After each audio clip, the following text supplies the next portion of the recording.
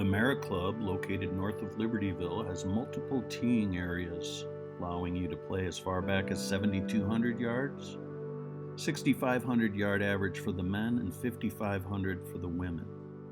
The first hole is a dogleg left that falls off to the right, par 4, guarded on both sides by bunkers with an uphill sloping green. The second hole is a downhill par 3. It's the lowest part of the golf course. The green is guarded on the right with a bunker, and there is a mound on the front left requiring you to carry your shot.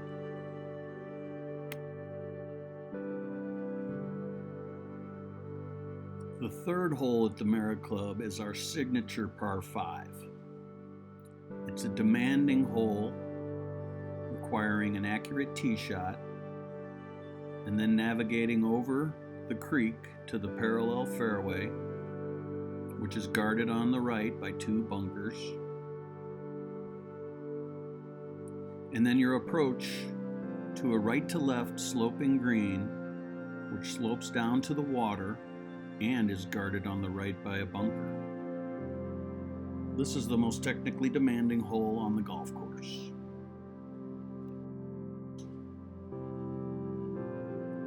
The fourth hole is a par 4, slight dogleg right, requiring an accurate tee shot to avoid the water on the right and the large gaping bunker on the left. Your approach needs to be below the hole on this green if you have any chance of making birdie on this hole.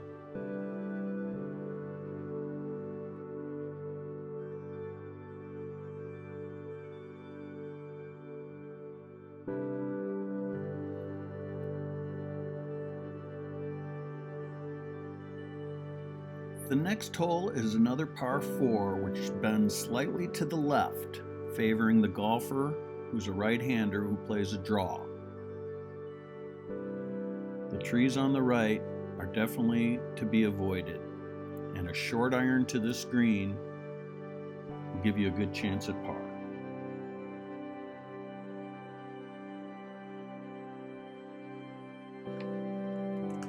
Hole 6 is a beautiful short downhill par 4, played from our signature rectangular tees down to a lake. So an iron is a good play off the tee.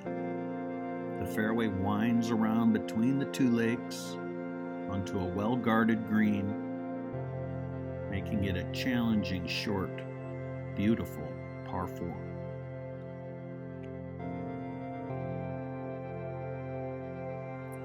The second par 3 on the front is the beautiful 7th hole.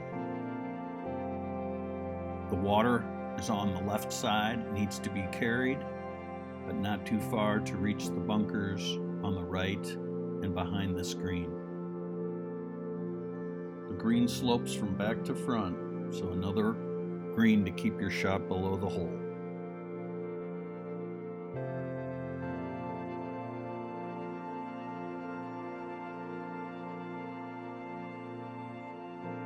Coming back in, you hit hole 8, the second par 5. An accurate tee shot should find the fairway between the bunkers. It's reachable in 2 for the long hitter, but for the people that play 3 shots, it's good to come in from the left side of the screen, which is well guarded by that front bunker. The green slopes from left to right.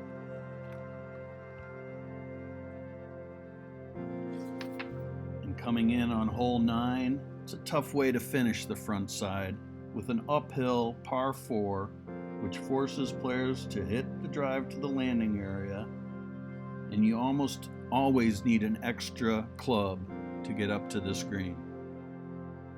A nice challenging par 4 to finish your 9.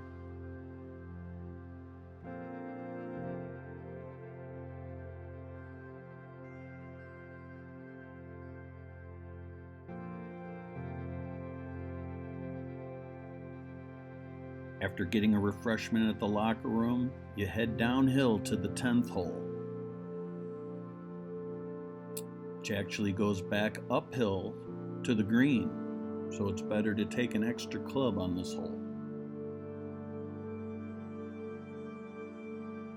It's a nice par 4. Hole 11 looks like a straightaway par 3, but the balls that land on the green tend to bounce to the right. There is a ridge on this green, making it important to be on the correct side of the ridge to avoid a 3-putt.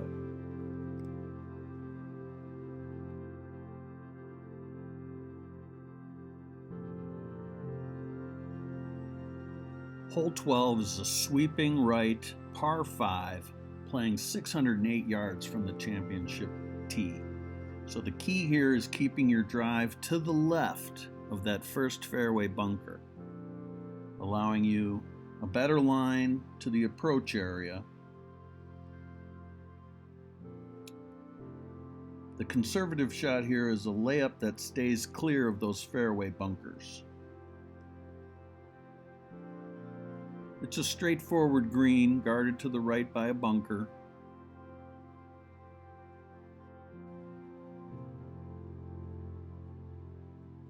After getting a drink at the halfway house, make your way up to the highest point on the golf course. The 13th hole is one with nature. A beautiful short par 4 made a little harder with water on both sides of the fairway.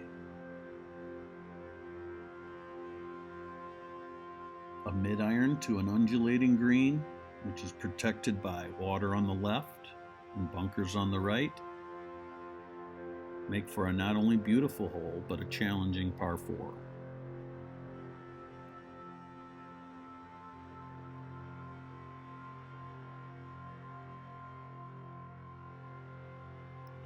Hole 14 is one of the more difficult holes on the Merritt Club.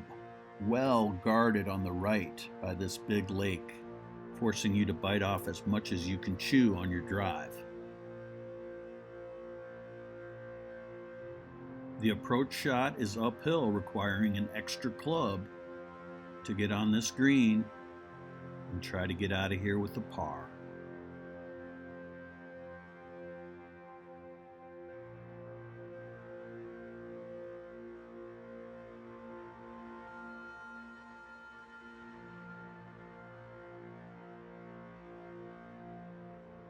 Hole 15 is not a very long hole, but requires an accurate tee shot for this dogleg left, which goes downhill on your second shot to a sloping green.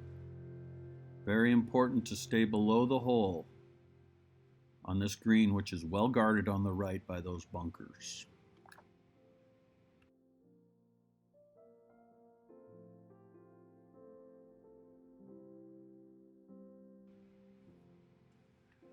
"16 is our last par 3.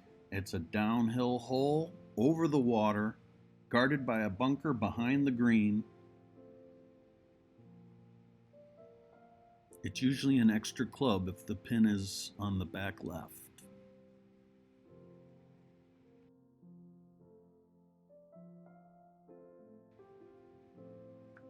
Hole 17 plays to a crest of a hill in the middle of the fairway. That's an ideal resting spot for your tee shot. It is a dogleg right, which goes downhill to a turtleback green, sloping away on all sides of the green. Very important to hit this crowned green if you're going to score on this 17th hole.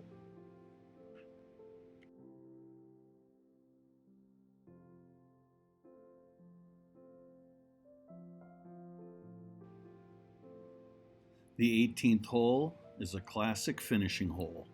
It's a par 5, dogleg left, requiring a tee shot to avoid the lake on the left and the bunkers on the right.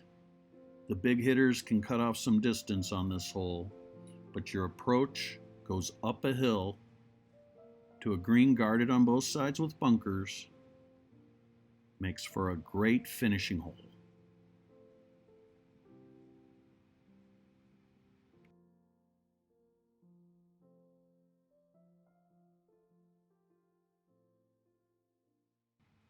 Thanks for flying around the Merit Club, and may the great golf be yours.